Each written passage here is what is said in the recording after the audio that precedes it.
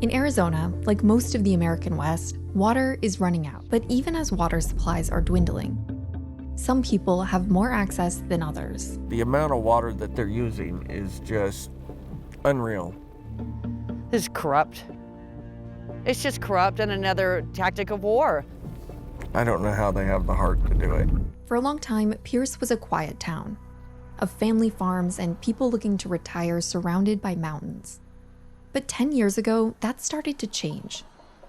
You know, when a parasite or a virus looks for a healthy host, that's what's going on here. They just kind of took off and got bigger and bigger.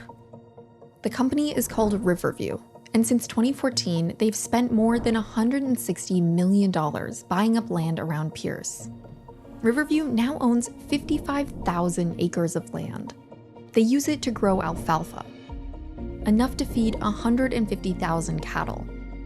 And that requires a lot of water. Before Riverview came to town, the dairy farm here used about 61 million gallons of water per year. But by 2022, Riverview's massive operation was using more than 14 times that, roughly 900 million gallons. Vance Williams had hoped to live in Pearce, Arizona for the rest of his life. But in 2020, his well ran dry, leaving him without running water in his house for 6 months. This is the water tank I had to buy. Once I realized how big the problem was, we were living on 5-gallon jugs of water before that. How much does something like this cost? That was, I believe, right around $3,000. Took every penny I had extra and some that I didn't. Some of it went on to credit cards. When it comes to water laws, Arizona is still pretty much the Wild West. The state started monitoring water levels in 1980, after a landmark law created new conservation rules, like limiting the amount of water farms could use. You don't want to buy a home in an area that doesn't have the water to sustain you or your kids or your grandkids. But here's the catch. The 1980 law left out roughly 80% of the state. It basically just covered major cities and excluded rural areas.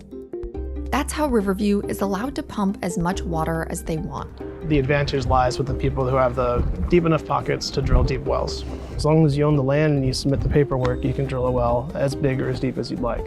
And this is happening across the state, from a dairy farm owned by a Saudi prince, to a New York-based investment firm, to a billion-dollar insurance company. Arizona's extremely lax regulatory environment has made it an ideal home for corporations looking to pump unlimited water.